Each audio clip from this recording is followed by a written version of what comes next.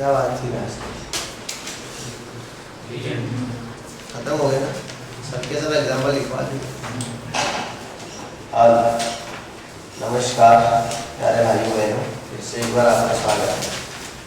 हमने लास्ट में लिगेंड्स पे बात कर रहे थे। एमसीक्यू में मार्क्स की कोई परवाह नहीं है, थियरी में मुझे आउट ऑफ आउट चाहिए नेक्स्ट टाइम से, बराबर बोल देता हूँ मैं, थियरी में आउट ऑफ आउट चाहिए मुझे, बस बाकी कुछ जानना नहीं मुझे ज़्यादा आपके बारे में, ठीक है। एडवाइस नहीं मांगी, कुछ नहीं, मैं सीधा कहा कि मुझे थियरी में आउट ऑफ आउट चाहिए, आर्ग्यूमेंट्स नहीं सुननी, कुछ नहीं सुनना मैंने, क्लियर। लास्ट में हमने बात की थी लिगेंड्स पे, आज हम देखेंगे कोऑर्डिनेशन नंबर। क्या देखेंगे? कोऑर्डिनेशन नंबर करके एक टॉपिक है। ऑक्सीडेशन नंबर मैंने आपको सिखा दिया है, आज का टॉपिक है कोऑर्डिनेशन नंबर, है ना। चलो कोऑर्डिनेशन नंबर, ये लाइट बंद करो। कोऑर्डिनेशन नंबर के अंदर ध्यान रखें, जो भी कॉम्प्लेक्स होते हैं, पंखे भी बंद करो, जो भी कॉम्प्लेक्स होते हैं उनके अलग अलग टाइप के कोऑर्डिनेशन नंबर होते हैं, है ना। कॉम्प्लेक्स कंपाउंड के अलग अलग टाइप के क्या होते हैं? कोऑर्डिनेशन नंबर होते हैं। कोऑर्डिनेशन नंबर का डेफिनेशन क्या है ये समझना है पहले हमें। तो डायरेक्ट अटैच जो स्पीसीज होती है उसको कोऑर्डिनेशन नंबर कहते हैं। डायरेक्टली अटैच्ड जो स्पीसीज होती है उसको क्या कहते हैं? कोऑर्डिनेशन नंबर, है ना। तो ध्यान रखें। चलो, directly attached species, directly attached species, उसको हम कहेंगे कोऑर्डिनेशन नंबर। क्या कहेंगे? Coordination number. जो भी डायरेक्ट अटैच्ड स्पीसीज होती है, कैसे समझना है इसको? मान लो मेरे पास कोई मेटल है, उसके साथ डायरेक्टली 4 लिगेंड जुड़े हैं। कितने लिगेंड जुड़े हैं? 4। तो उसका कोऑर्डिनेशन नंबर हम 4 मान लेंगे। अगर किसी मेटल के साथ 4 लिगेंड जुड़े हैं तो उसका कोऑर्डिनेशन नंबर हम कितना मानेंगे? 4 मानेंगे, है ना। चालू रखो भाई, चालू रखो। उसका कोऑर्डिनेशन नंबर हम कितना मानेंगे? 4 मानेंगे, क्लियर। तो जो मेटल है उसके साथ जितने भी डायरेक्ट लिगेंड अटैच है उसका कोऑर्डिनेशन नंबर हम उतना ही मानेंगे। मान लो 6 होते तो 6 मानते हैं, 7 होते तो 7, क्लियर। बस यही होता है कोऑर्डिनेशन नंबर, बाकी इसमें ज़्यादा नहीं होता है कोऑर्डिनेशन नंबर में, इससे ज़्यादा। डस्टर वापस देने नहीं आएंगे, लेके आओ डस्टर वापस, नहीं दूसरा नया ला रहे वापस ना आना देना अंदर से। चालू रख भाई, तू मैं बंद करने को बोलूंगा, नहीं तो अभी आऊंगा बाद में। चालू रख, बोलता हूँ। कोऑर्डिनेशन नंबर है हमारा टॉपिक। क्या है? कोऑर्डिनेशन नंबर मतलब डायरेक्ट अटैच स्पीसीज कितनी हो। अभी ये है क्रिश, इसके साथ डायरेक्ट कितने लोग जुड़े, मतलब कौन कौन जुड़े नहीं पूछा, कितने जुड़े उसका आंसर देना है। अगर डायरेक्ट जुड़े किसको बोलते हैं? उसी के पास उसके टच में उसको डायरेक्ट जुड़े बोलते हैं। कितने? हाँ, तो वो उसका कोऑर्डिनेशन नंबर हुआ 2, समझ गए। रिमोट से के साथ डायरेक्ट कितने जुड़े? हाँ, तो इसका कोऑर्डिनेशन नंबर 1। हाँ, समझ। किसी के साथ 5 जुड़े तो कोऑर्डिनेशन नंबर 5। यही होता है कोऑर्डिनेशन नंबर, और कुछ नहीं होता। चलो, तो ये ध्यान रखते हैं कोऑर्डिनेशन नंबर क्या होता है। जो डायरेक्टली अटैच्ड स्पीसीज होती है उसको क्या बोलते हैं? कोऑर्डिनेशन नंबर बोलते हैं। खास करके जो भी कॉम्प्लेक्स होते हैं उनके जो कोऑर्डिनेशन नंबर होते हैं, वीडियो का थसे पेंसिल, रबर, हंचो, पूरवणी कशु भी आगे कोई नहीं, आटलू भी જોવા મજા નહીં આવે। છોડો અને એકલા નહીં કીધું, બધાને કીધું ભેગું। કશું બી ભીખ આલી ને તો એનું વધારે કરે છે, ભીખ લેશે એમ કરતા। બોડી શું આ બધું?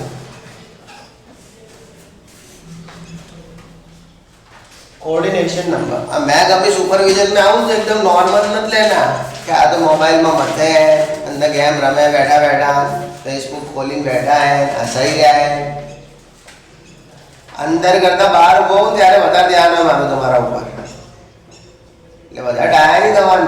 અને હું 800 જરાય નહીં હું, તો આમ ભરતો ભરતો પાછળની બારી જાય, ના બારી જાય, રોમ એવું નહીં સમજવાનું બહાર ગયો। અંદર આવું એટલે ટેન્શન ના હોય કે અંદર બેઠો એટલે મને કોન્ફિડન્સ હોય કે બરોબર હું બેઠો એટલે કોઈ નહીં હોય. હું બહાર નીકળું એટલે મને બીક હોય કે હવે અંદર કોક થતું હશે ને એનું હું ખૂબ ધ્યાન રાખું પછી. ના ચાલુ કરાવી દે કેમેરા બેમેરા બધું બીજી વખત. એટલે કશું ડાયા તો થતા જ ના કોમ વગરના. તમે જે વિચારશો ને એથી એકદમ હું ઊંધું જ વિચારું બધું. એવું લાગે કે તમને આ લાઈટ હવે જે સમજી લે. બેઠો હું કરશો ચાલશે. હું બહાર નીકળું ભૂલ ના કરતા કદી. એકવાર લગમાં ચાર્જ સાચવી પડી જશે એક બે વખત. પછી જોણી જોઈને આવ્યો છે બે વખત તો એમ ખાલી કે લો બે વખત મજા. તમે મારા રૂલ પણ નક્કી કરજો કે આ માટે આવું કરી દઈશું અમે આવું થઈ જશે. એટલું અમને કેમેસ્ટ્રી બધા રૂલ ભાઈ એક સૌથી મોટો રૂલ છે એક્સેપ્શન. એ ગમે ત્યારે પલટી મારે પકડાઈશું લખી દીધું એ જોડે. અમર તો પછી પકડાય નહીં ગાંધીનગરમાં તો અહીં કેવી રીતે પકડી પાડશે. ઓક્સિડેશન નંબર લખીને આવશે પેપરમાં બધું આવું મોટા અક્ષર હા કે કોપી કેસ ને સામે ભાઈ કોણ તો રાજબી રહી હતી.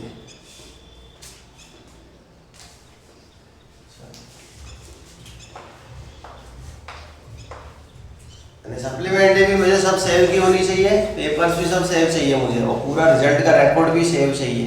और ये रिजल्ट का रिकॉर्ड ऊपर नीचे हुआ जैसे एमसीक्यू में हुआ गलती, ऐसा मत समझना कि रिकॉर्ड आपके पास होगा खाली. सब रिकॉर्ड मेरे पास भी रहेगा डेट के साथ. वो भी मैं क्रॉस चेक करूंगा किसका रिकॉर्ड उल्टा पुल्टा चल रहा है मेरे से. सब धीमे धीमे बस. ये ध्यान रखना कोऑर्डिनेशन नंबर. तो कोऑर्डिनेशन नंबर में एक होता है, दो होता है, दूसरा होता है 4, तीसरा होता है 5 और चौथा होता है 6. तो ये कोऑर्डिनेशन नंबर हमारे पास रहते हैं 2, 4, 5 और 6. खास करके कोऑर्डिनेशन नंबर 4 और 6 होते हैं. खास करके कोऑर्डिनेशन नंबर 4 और 6 होते हैं. तो ये ध्यान रखना है जो भी कॉम्प्लेक्स कंपाउंड है उसके अंदर अगर कोऑर्डिनेशन नंबर की बात की जाए तो कोऑर्डिनेशन नंबर 2 भी हो सकता है, 4 भी हो सकता है, 5 भी हो सकता है और 6 भी हो सकता है. लेकिन जनरली क्या होता है कोऑर्डिनेशन नंबर 4 और 6 होते हैं. बराबर. ओके. एक डाउट मेरे को किसी ने पूछा था स्ट्रक्चर ऑफ एटम में जब मैं गांधीनगर आया था तब. तो उस टाइम मैंने किसी की एलएलएस में ऐसा लिख के दिया था कि कोऑर्डिनेशन केमिस्ट्री जब करवाएंगे तब मैं इस डाउट का आंसर दूंगा. वो आदमी मोड़ सी था अगर मैं गलत नहीं तो. आपको तो याद ना होगा क्योंकि आपको बिजी शेड्यूल है, आपके पास इतना ज़्यादा काम रहता है, इतने जा रहे हो गाय भैंसे सब संभालनी होती है ना. एकदम ऊपर होगा एमसीक्यू इस साइड वाले पेज में है ना. एमसीक्यू का जो भी नंबर होगा उसके पीछे 9 लगा हुआ रहेगा. उसके ऊपर मैंने राउंड करके दिया था और क्वेश्चन ये था कौन सी ऑर्बिटल जो होती है वो स्फेरिकल रहती है. और उस टाइम मैंने लिख के दिया था चैप्टर नंबर 9 क्लास 12. तब ये पता चलेगा. भूल गए आप? नहीं याद है. चलो ध्यान रखना 2, 4, 5, 6 है ना. आपका ना ये लगेगा कि तो डाउट भूल गया है ना होते हैं याद ही रहता है. जो बोनस दिए वो भी पता नहीं, वो टाइम आने पे बता दूंगा सामने से आके. चलो ये 4 और 6. तो खास करके यही होते हैं कंपाउंड. खास करके यही होते हैं क्या होते हैं कंपाउंड होते हैं. समझ गए. यही कंपाउंड होते हैं खास करके 4 और 6 वाले. ऐसा नहीं होता कि 2 और 5 वाले नहीं होते, कम होते बहुत. 2 और 5 वाले बहुत कम होते हैं. समझ गए. बायोलॉजी में ज़्यादातर लड़कियाँ ज़्यादा होती है, हमारे यहाँ उल्टा है, लेकिन जनरली ऐसा होता है. समझ में आया? अच्छा ओके.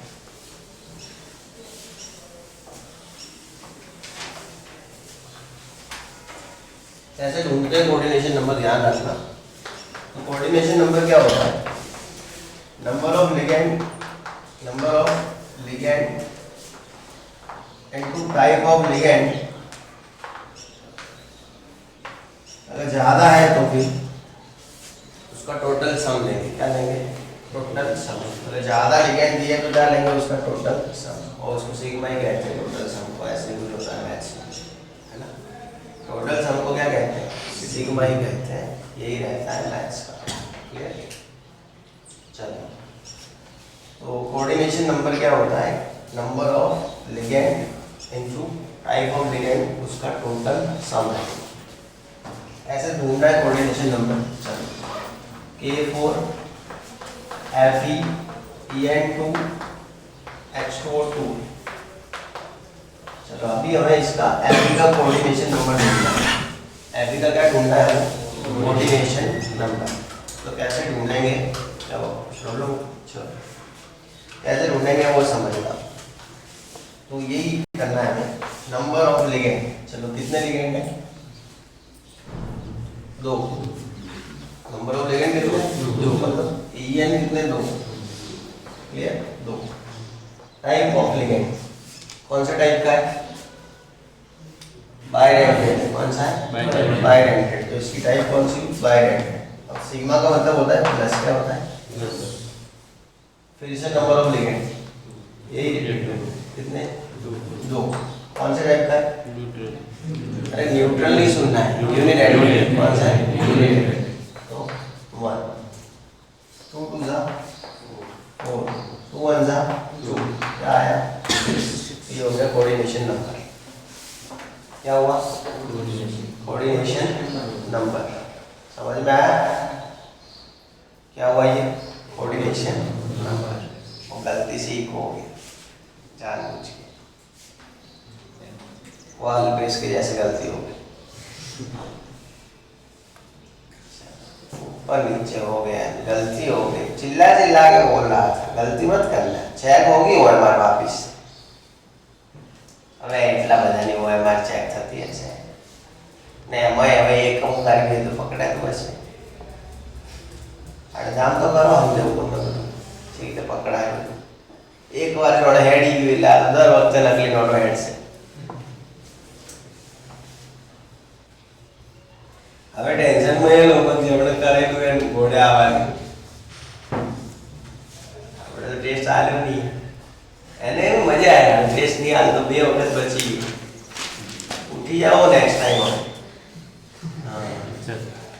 એટલે એવું ના મત કરે મને યાદ નહીં છે એની જેટલી બાકી હશે આ સંગાતે રિટર્ન આલે। ये कुछ नहीं देखना है 2 ब्रैकेट और 2 समझा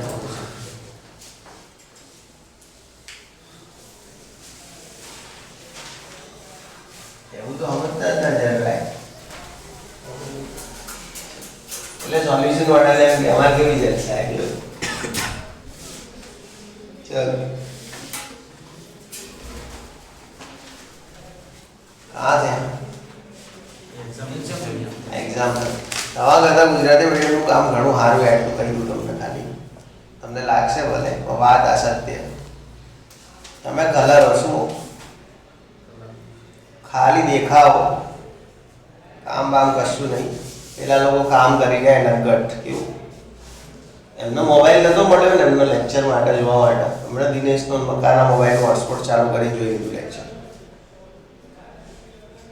મેં નતું કીધું આવું કરજો, એટલું એમના બુદ્ધિ એ પોતાની ના એવી બી કહે એમને કે એમણે જોઈ લો મારો ઓરિજિનલ રૂપ એક દિવસ સ્કૂલમાં। તમને હજી બતાવ્યું નહીં એટલે ચોથી બુદ્ધિ નહીં આવે એટલે એક દાડો બતાવવું તો પડશે। પણ બનાવું આમ લાગણી અંદરથી। ઇંગ્લિશ મીડિયમમાં આવું રૌદ્ર સ્વરૂપ સારું નહીં લાગે મારે। ગુજરાતી મીડિયમના તો શું ટેવાયેલા હોય એવા છોકરાઓ કે આ બધું જોઈ। ઇંગ્લિશ મીડિયમમાં આવો શિક્ષક તમે જોયો નહીં હોય કદી એટલે ભાઈ મને આમ થાય અંદરથી કે નહીં બતાવું તો સારું। પણ તમારે એમ કે ના જોવું તો સચ કેટલું એવું નહીં કશું મને। ચાલો જેટલું ટોપ ભણાવું ને બસ એટલું એટલું ટોપ હોવું બધી વાત આપણું ટોપ જ છે। ऑक्सीडेशन नंबर में ध्यान रखो। इसमें ध्यान देना ऑक्सीडेशन नंबर हो गया। कोऑर्डिनेशन नंबर में ध्यान देना। CO NH36 CL3 इसका क्या आएगा कोऑर्डिनेशन नंबर?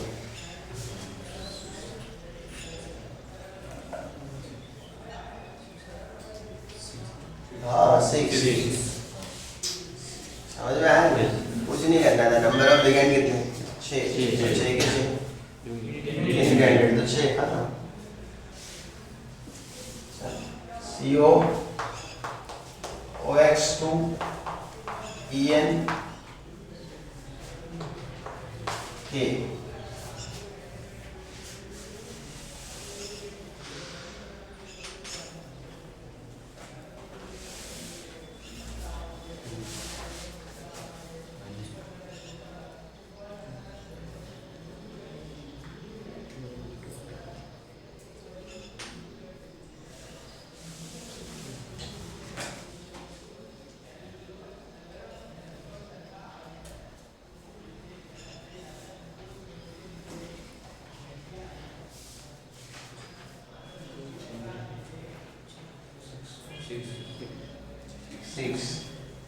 कितने नंबर ऑफ लिगेंड?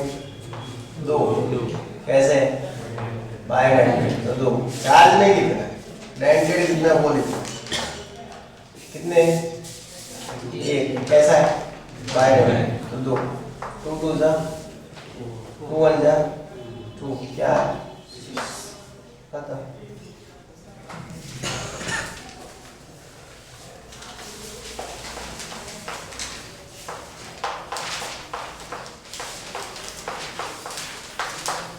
निकल का ऑक्सीडेशन नंबर और निकल का कोऑर्डिनेशन नंबर दोनों चाहिए। निकल का ऑक्सीडेशन नंबर और निकल का कोऑर्डिनेशन नंबर दोनों चाहिए।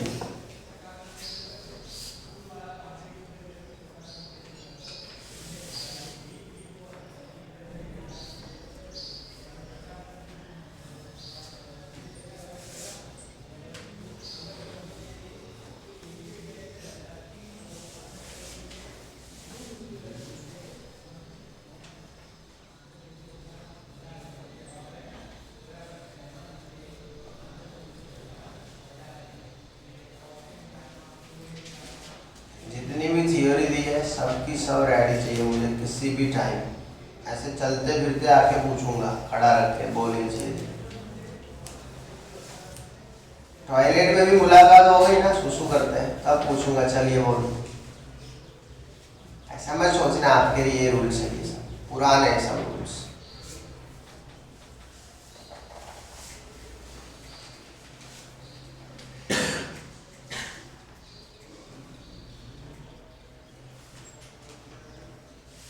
और फिर वो सोने का नहीं बराबर कोई जरूर नहीं कोई वो हड़ापा जैसा नहीं होता मैं तो बोले वो बड़े बस 6 घंटे सोने का रात को बात खत्म ताकि कोई सोना होना नहीं है नाटक मोड़ है 6 घंटे से ज़्यादा लेने की क्या जरूरत है ट्वेल्थ के स्टूडेंट को। वो अब इस टाइम में तो 6 घंटे भी ना चाहिए जो टाइमिंग है उसके हिसाब से। K4 है नहीं SCN4 है ना। अच्छा क्या आएगा इसका ऑक्सीडेशन नंबर? 0 आ रहा है ऑक्सीडेशन नंबर क्या आ रहा है? 0। पोटेशियम का +1 इसका निकल का निकल SCN का -1 4 का 0। ऑक्सीडेशन नंबर 0 आएगा और इसका कोऑर्डिनेशन नंबर 4 -4 थोड़ी आएगा कोऑर्डिनेशन 4 ही आएगा। क्या लिखवाया मैंने कोऑर्डिनेशन नंबर के बारे में? मैं जिससे बात कर रहा हूँ वही मुझे को आंसर देगा। कोऑर्डिनेशन नंबर के बारे में मैंने क्या लिखवाया? Number of ligand. कितने नंबर ऑफ लिगेंड? 4। और टाइप कौन सी इसकी? यूनिडेंटेड। तो ये क्या हुआ 4 बन गया। मैंने यह लिखवाया कि number of ligand to charge of ligand. ये मेरे को चार्ज लिखना नहीं आता था इसलिए मैं टाइप लिख दिया। जो लिखवाया वही लिखना है ना आपको तो 4 आएगा। और कोऑर्डिनेशन नंबर कभी नेगेटिव होते ही नहीं है। मेरे पास आदमी होंगे मेरे अंदर आदमी थोड़ी होंगे। एक रीच के पास है ये 2 बैठे हैं तो इसका कोऑर्डिनेशन नंबर 2 होगा डायरेक्ट कांटेक्ट। ये कैसे -4 मतलब क्या? 4 तो फिर थोड़ा डेफिनेशन समझ के भी बोल लिया था। कोऑर्डिनेशन नंबर समझ में आ गया होगा है ना। कोऑर्डिनेशन नंबर का दूसरा नाम है SV। क्या नाम है ना? Secondary valency. क्या कहते हैं इसको? Secondary valency. ये ध्यान रखना है कोऑर्डिनेशन नंबर को सेकेंडरी वैलेंसी के नाम से जाना गया है। कोऑर्डिनेशन नंबर का दूसरा नाम क्या है? Secondary valency. ऑक्सीडेशन नंबर को PV कहते हैं। हाँ प्राइमरी वैलेंसी। ऑक्सीडेशन नंबर उसको क्या कहेंगे? PV कहेंगे। प्राइमरी वैलेंसी तो ध्यान रखना है ऑक्सीडेशन नंबर को क्या कहेंगे? PV primary valency. समझ गए? Oxidation number is equal to primary valency and coordination number is equal to secondary valency. Easy है बिल्कुल। कभी कभी पूछ लेंगे हम, है ना, ऐसा पूछते ही ये लोग। COOH2 NH3 ट्वाइस और यहाँ पे NH2 है। इसका PV और SV क्या होगा?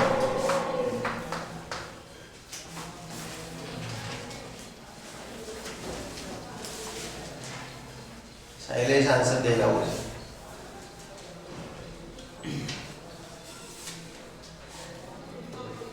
जो चाहे वो हेल्प कर सकता है शैलेश की अगल बगल में से।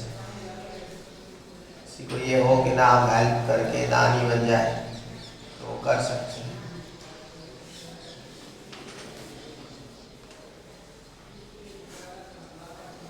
और मेरे को किसी में भी शक गया पेपर चेक करने की कॉपी कैसे, तो मैं उसको उसी टाइम वो थियरी पूछूंगा, वो जो लिखना वही बोलना पड़ेगा, जो लिखा है वही बोलना पड़ेगा।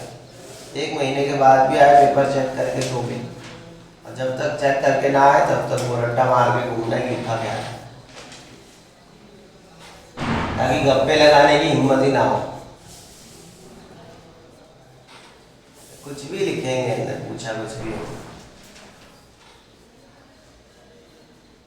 मन में आया लिख दिया।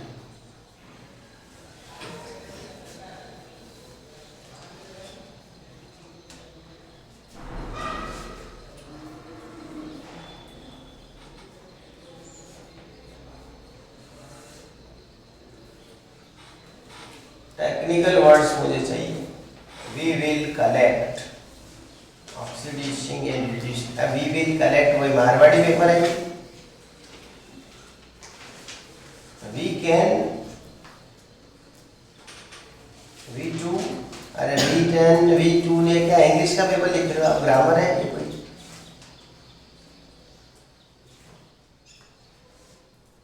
हर बात में we will collect, we will collect, कितनी बार बनेगी चीज।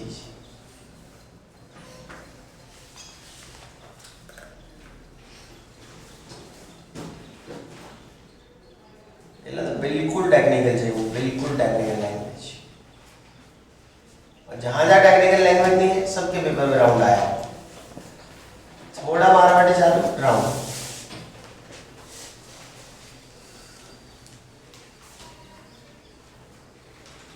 वो तो मैं लेता हूँ 1:30 बजे आता हूँ, सबके पेपर के ऊपर लिखा हुआ है, क्या क्या प्रॉब्लम है। ये नहीं ना आपको भी? हाँ तो रखो, जिनके पास सब डेटा है सबका, तो ये लेके साथ खड़ा रहना। 1:30 बजे जब मैं बुलाऊँ, किसी को जाना नहीं घर आज, खाना भी नहीं मिलेगा जब तक मेरा हिसाब नहीं होगा, ऊपर ही होगा सब हिसाब डाइनिंग हॉल में, ये खाना खाना है। दूसरी बार टेस्ट वापस थोड़ी आवे जेरोक्स से बैरोक्स से टेस्ट है, नाटक मॉडल। एन क्या है? COOH2 NH3 ट्वाइस, कितनी आई प्राइमरी वैलेंसी? 0। प्राइमरी वैलेंसी 0 आ गई। प्राइमरी वैलेंसी आती है 2, क्या आती है? और सेकेंडरी वैलेंसी 6, ये सही है। ऑक्सीडेशन नंबर को प्राइमरी वैलेंसी बोलते हैं किसको? कितने सोडियम में? 2।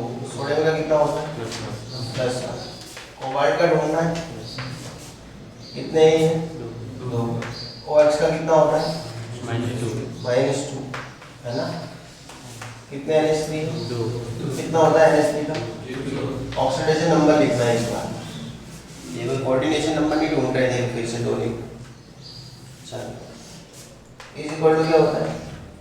0। इसका टोटल क्या आएगा? 0 + 2। ये सब क्यों पता नहीं चल रहा है? कभी देखा हो तो ऑक्सीडेशन नंबर पढ़ाने के बाद उसको, CV रामन विवेकानंद के भतीजे, हम क्यों देखे वापस से एक ही चीज को? और टाइम कहाँ है हमारे पास, कितना काम है, कुछ भी हो जाए 2:30 बजे तो हमें सोना ही है। पंक्चुअल कितने हैं सोने के लिए हम? इतने बजे तो खाना खाना ही पड़ेगा, वरना तो मर जाएंगे। अरे मर जाने का तो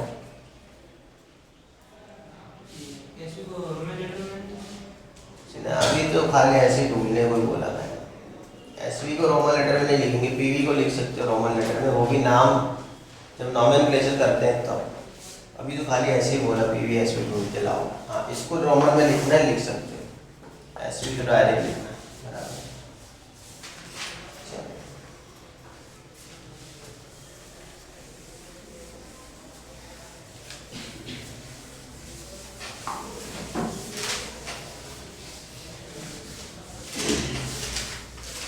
વેકેશન में एक दिन लेट करेंगे ना ना, અમારે તો ધનતેરસનું તો અમે ઘરમાં નહીં જઈએ, બધું ધન લૂંટાઈ જશે એ દાડે અમારે તો જવું પડશે, અમે જઈશું તો જ મુકેશભાઈ આટલા ડીલ કરશે અમારા પપ્પા જોડે, નહીં તો કરશે નહીં। એમાં તો એક એક સેકન્ડનો હિસાબ હશે, ભણવામાં નહીં થાય। જે મેઇન કોમ હે એમાં નહીં, બાકી ધતિંગમાં તો બધું ધ્યાન હાથથી નાટક કરવાનું। हाँ समझ में आया ना? PV ऑक्सीडेशन नंबर है, SV coordination number.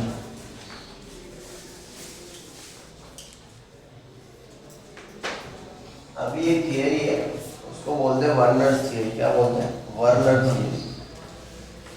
Alfred Werner करके एक साइंटिस्ट था, है ना, एल्फ्रेड वर्नर। स्पेलिंग V से या W से होगा, वो आपको करना है। मैं लिखूँ ना लिखूँ, चेक एकदम कंप्लीट होगा सब कुछ, क्लियर? तो एल्फ्रेड वर्नर करके एक साइंटिस्ट था, उसने हजारों कोऑर्डिनेशन कंपाउंड पे काम किया था। कितने? हजारों कोऑर्डिनेशन कंपाउंड पे। और फिर वर्नर ने क्या समझाया था कोऑर्डिनेशन कंपाउंड के बारे में? तो उसमें जो सबसे पहले जिस कोऑर्डिनेशन कंपाउंड पे काम किया था वो ये था कोऑर्डिनेशन कंपाउंड CONH3 6Cl3। अभी आपको इसका नाम याद रखना है, बाद में आपको आ जाएंगे नाम कैसे करते हैं। Hexaammine cobalt 3 chloride, hexaammine cobaltate 3 cobalt, okay cobaltate नहीं होगा, ये कोबाल्ट ही होगा, खाली क्या होगा? Cobalt 3 chloride. तो ध्यान रखना है, इसका नाम है यहाँ से हेक्सा, मतलब 6। हेक्सा का मतलब क्या है? 6। एमाइन, एमाइन मतलब NH3। मैंने लिखवाया है कि NH3 को क्या बोलते हैं? एमाइन। Cobalt, cobalt. और इसका ऑक्सीडेशन नंबर जो है वो यहाँ पे लिखना होता है रोमन में 3, और इसको कहेंगे क्लोराइड। तो ये कंपाउंड था, इसके ऊपर इसने स्टडी किया था वर्नर ने। वर्नर ने क्या किया कि इसके बहुत सारे दूसरे मतलब आइसोमर बनाए, CO NH3 5 Cl Cl2 N2 NH3। मतलब किया है, एक NH3 को बाहर लिया, इसके अंदर Cl। तो यहाँ पे जो Cl है उसके अंदर ऐसी कैपेसिटी है कि वो काउंटर आयन बन सकता है और लिगेंड भी बन सकता है। काउंटर आयन समझते हो? पता है ना? इसका मतलब क्लोरीन पहले काउंटर आयन था, वही क्लोरीन अब लिगेंड बन। और ये मत बोलना अमोनिया काउंटर आयन बन गया तो उड़ जाएगा, गैस बन के उड़ जाएगा, वो कोई काउंटर आयन नहीं। क्या? हेक्साएमाइन कोबाल्ट 3 क्लोराइड। कोबाल्ट, कोबाल्ट का स्पेलिंग पता होना चाहिए, 10 से आ रहा है। 3 क्लोराइड, ओके। फिर वो एक Cl और अंदर गया, CONH3 4, CONH3 4। फिर क्या हो जाएगा? Cl2 हो जाएगा। क्या होगा? Cl2, एक Cl रहेगा और कितने NH3 रहेंगे? वह 2 NH3। मतलब वही है, 3 Cl है, 6 NH3 है, एक Cl गया 5, एक Cl और आया 4, एक Cl और आएगा 3, है ना? क्या बनेगा फिर?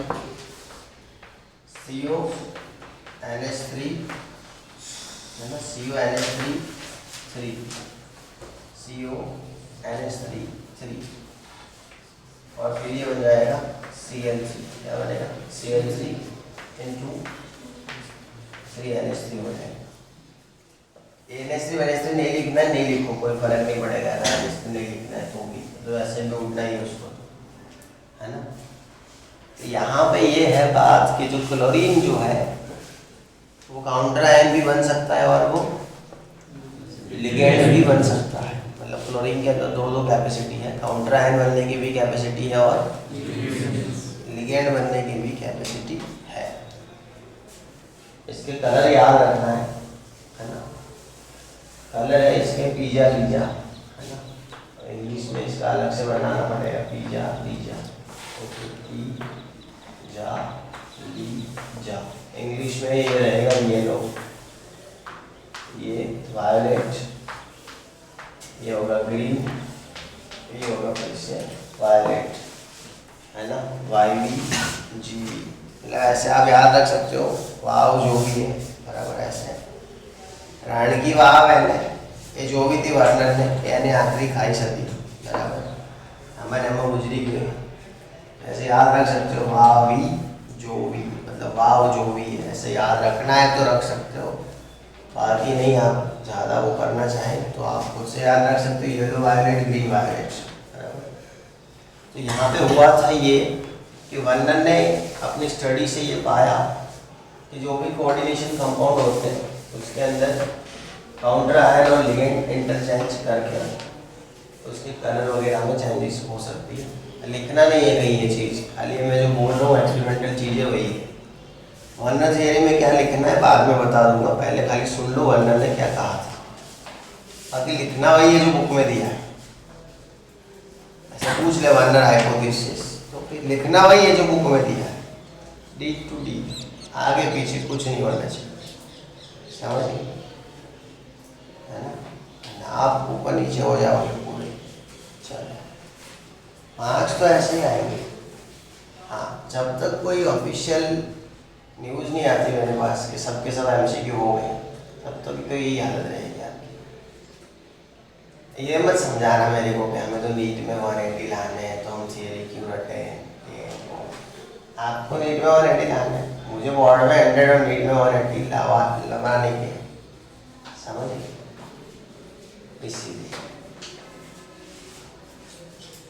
बस इसीलिए दोनों करना पड़ेगा। ये मत बोलना हमसे नहीं होगा, करना कहाँ है आपको, कुछ नहीं करना, खाली बस हम करवाए वो, बच्चे हो परेशान हो जाएंगे। हो गया ये, तो ये है तो मिलेगा, टाइम निकलेगा सब। आप सोचोगे टाइम बच कैसे रहा है, क्या काम, टाइम कहाँ जा रहा है, बच कैसे रहा है, सब काम हो जाएगा फिर भी टाइम बचेगा। तो क्या हो रहा है सब पता है मेरे को, रात को रीडिंग के नाम से।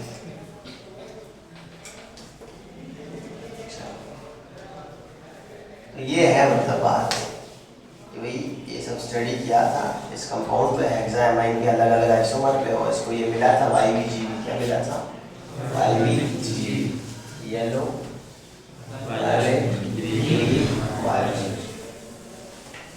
ओ फिर वर्णन ने बोला कि ऐसे बनते हैं कोऑर्डिनेशन कंपाउंड, वर्णन ने क्या बोला, ऐसे ही बनते हैं कोऑर्डिनेशन कंपाउंड। बाइनरी सॉल्ट और कोऑर्डिनेशन कंपाउंड के बीच में क्या डिफरेंट है बताया मैंने आपको। हाँ, बाइनरी सॉल्ट ही कोऑर्डिनेशन कंपाउंड है, लेकिन वो अपनी पुरानी प्रॉपर्टीज भूल के नई प्रॉपर्टीज लेता है, तो उसी को हम क्या बोलते हैं, कोऑर्डिनेशन, ये बताया हुआ है। ओके, कोई नहीं। अब ध्यान रखना है कि वर्नर को किसी ने ये पूछा कि वर्नर जी एक बात बताओ आप, CuCl3 क्या है ना, तो यहाँ पे जो कोबाल्ट है उसका +3 था ऑक्सीडेशन नंबर, और क्लोरीन ने आके उसको सैचुरेटेड कर दिया, क्या कर दिया, तो ऐसी तो क्या जरूरत पड़ी कि फिर कोबाल्ट को NH3 के साथ गुल खिलाने पड़े, और वो भी एक नहीं 6 NH3 के साथ। मैं शादीशुदा आदमी हूँ, बच्चा है मेरा, एकदम सैचुरेटेड आदमी हूँ कि नहीं, तो वैसे तो क्या जरूरत पड़ जाएगी मेरे किसी और के साथ मेरे को इसे गुल खिलाने पड़े ऐसा, एक्चुअल में तो नहीं पड़नी चाहिए ऐसी कोई जरूरत। देखो मैं एक चीज समझाऊँ आपको, Na होता है और Na+ होता है, और यहाँ पे Cl- है, कौन इसके साथ जुड़े तो अच्छा है, ये इसके साथ जुड़ जाए, वो ना है। ये Act 2 8 क्या है, ये क्या है 8 1। इसका तो ऑलरेडी ऑक्टेट कंप्लीट है, ये तो ऑलरेडी नियॉन बना घूम रहा है, क्या बन के घूम रहा है, तो इसको क्या पड़ी है कि किसी के साथ जुड़ के रिएक्ट करे, ऑलरेडी इनर्ट है वो, ऐसा अगर नियॉन जैसा बन गया है तो वो इनर्ट है। इसको नियॉन जैसा बनना है तो ये जाएगा Na+1 के इसके साथ जुड़ने, और जुड़ने जाएगा तभी जाके Na+1। चलो इन दोनों ने मिलके बना दिया NaCl, क्या बना दिया NaCl, तो Na+ बन गया Cl-1 गया, इसका 2 8 हो गया, इसका हो गया 2 8 8, ये तो समझते हो ना, 2 8 7 था, एक मेरा 2 8 8। NaCl बनने के बाद क्या किसी के साथ उसको जुड़ना चाहिए। अब ऐसा है कि NaCl बोला है, किसी अमोनिया को ले हम जुड़ते हैं, ऐसा तो शास्त्र ये कहता है ऐसा नहीं होना चाहिए। ऑलरेडी अगर सोडियम क्लोरीन के साथ मिलकर सैचुरेटेड बन गया है तो फिर उसकी जरूरत क्या है अमोनिया से जुड़ने की।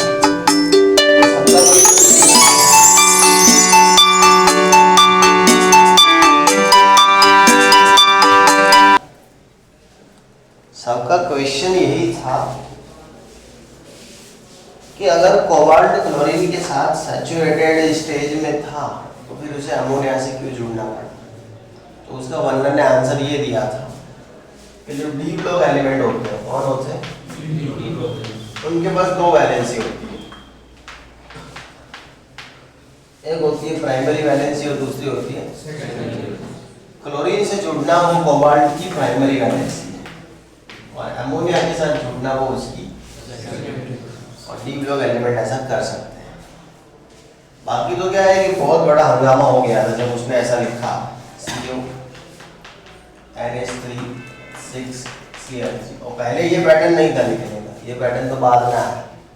पहले पैटर्न था कि आप ऐसे लिखे CO Cl3 into 6 NH, तो पूरे गांव में कोहराम मच गया था, है ना, कि जब कोबाल्ट के पास 3 क्लोरीन थे और कोबाल्ट सैचुरेटेड ही था तो उसे अमोनिया के साथ बॉन्ड क्यों बनाने पड़े।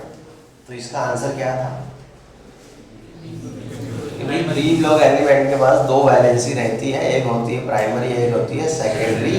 जो क्लोरीन ने सैचुरेट की थी वो उसकी प्राइमरी वैलेंसी थी, अभी सेकेंडरी वैलेंसी जो अंदर के जो जलवा था अभी पड़ा था सेकेंडरी वैलेंसी का, उसको सैचुरेट करने के लिए किसी और प्राणी की आवश्यकता थी और वो अमोनिया ने पूरी की, है ना।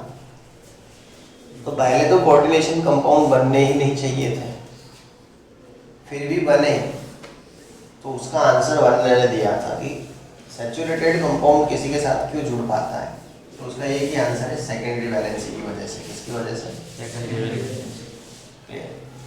फिर उसने बहुत एक डिफरेंट समझाया अच्छे से कि प्राइमरी वैलेंसी और सेकेंडरी वैलेंसी में क्या डिफरेंट है, वो पूरा वर्णन ने समझाया हुआ है। अब हमें आगे जाके वर्णन के बारे में यही पढ़ना है कि वर्णन ने प्राइमरी और सेकेंडरी वैलेंसी के बारे में क्या डिफरेंट बताया।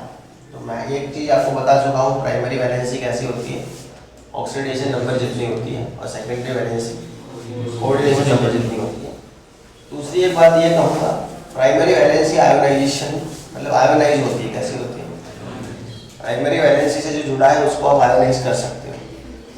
यस, प्राइमरी वैलेंसी कैसी होती है, आयोनाइज, मतलब प्राइमरी वैलेंसी इज आयोनाइजेबल। कैसी होगी, आयोनाइजेबल।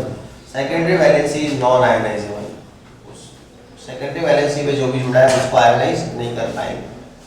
मान लो मैं आपको ये दे दूं, अब बोलो इसको आयोनाइज करो, क्या करो, कैसे करोगे आयोनाइज आप इसको, इसके आयंस कैसे अलग करोगे आप,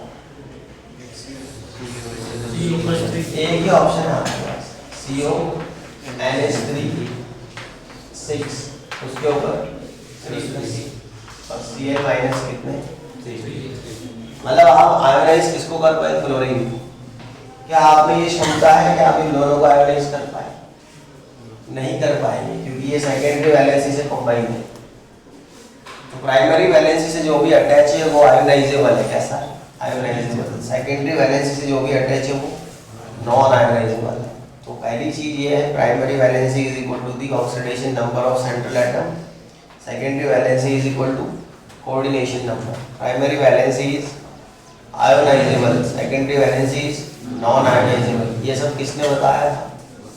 वर्नर। दूसरी बात ये थी कि प्राइमरी वैलेंसी जो है वो नेगेटिव स्पीसीज से उसको सैचुरेट किया जाता है।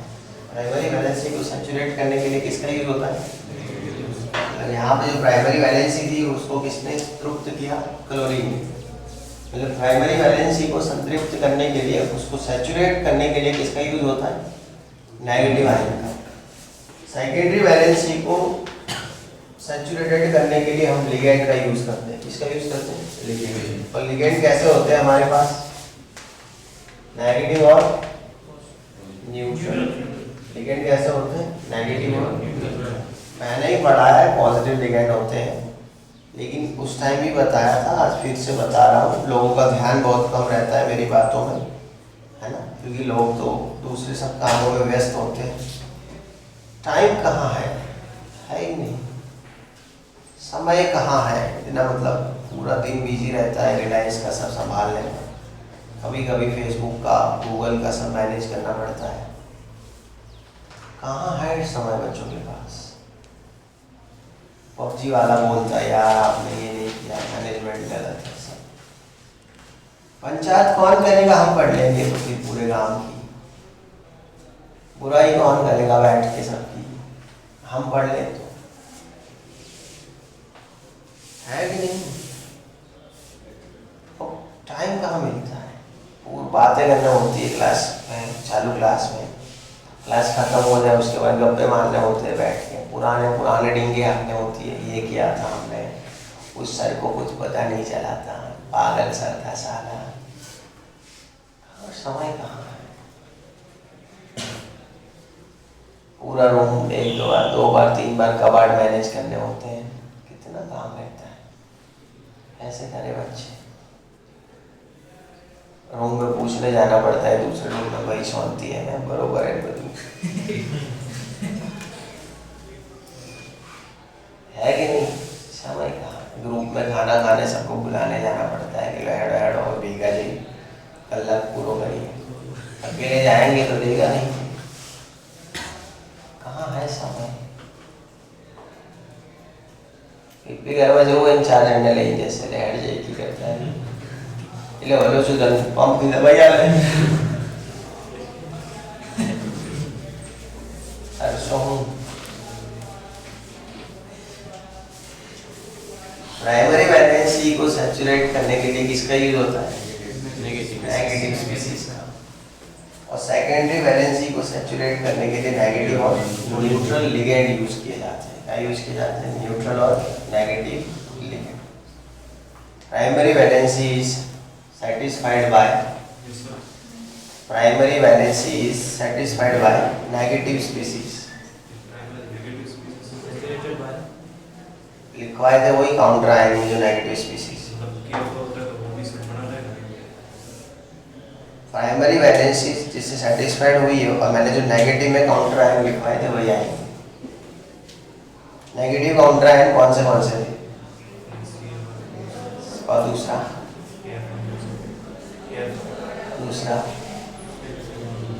मैं उससे बात कर रहा हूँ। दूसरा बस तो वो सैम तो बोल CL को होगा तो F तो होना ही है, Br भी होना है, आयोडीन भी होना है, लेकिन एक नया बोलो। प्राइमरी वैलेंसी में नेगेटिव लिखा है। हाँ मैं पता है, मैं तो नेगेटिव लिखा है। और तू ये पूछना चाहता है कि A4FeCl6 है, बराबर? हाँ तो आपको ये पूछना है कि ये भी तो प्राइमरी वैलेंसी हुई पॉजिटिव से, तो नहीं हुई। मैं जो लिखा वही है प्राइमरी वैलेंसी, बाकी प्राइमरी वैलेंसी नहीं है।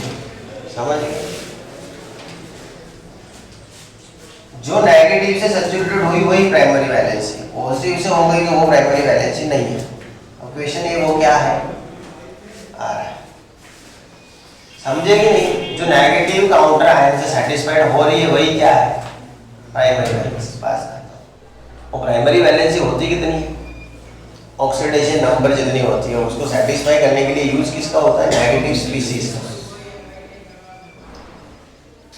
मैंने ये नहीं कहा कि number of negative ion is primary valency, मैंने ये कहा primary valency is oxidation number of central atom, और उसको सेटिस्फाइड करने के लिए यूज होता है नेगेटिव काउंटर आयन का। अगर सेटिस्फाई है ही तो कुछ नहीं करना है, समझ गए? चलो, सेकेंडरी वैलेंसी नेगेटिव और न्यूट्रल से सेटिस्फाइड होती है। किससे सेटिस्फाइड होती है? नेगेटिव और न्यूट्रल। ये नॉन डायरेक्शनल होती है। कैसी होती है? Non directional. ये होती है डायरेक्शनल। कैसी होती है? नॉन डायरेक्शनल और डायरेक्शन का मतलब क्या है? इसके ऊपर से कुछ डिसाइड नहीं होगा, इसके ऊपर से कुछ, यहाँ से आप पूरी जियोमेट्री डिसाइड कर पाओगे कंपाउंड की। क्या डिसाइड कर पाओगे? मतलब कौन उसकी मॉर्फोलॉजी क्या है आपको पता चल जाएगी। किससे? सेकेंडरी वैलेंसी से। तो जिससे कुछ उखाड़ा जाए उसे डायरेक्शनल कहते हैं, और जिससे कुछ ना पता चले उसे नॉन डायरेक्शनल कहते हैं। समझ में आ गया प्राइमरी और सेकेंडरी का difference?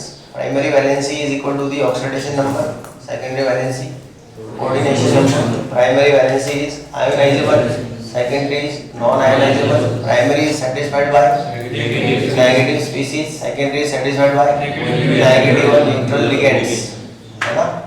Primary valency is non-directional, secondary valency is directional. Clear? खत्म। समझ में आया?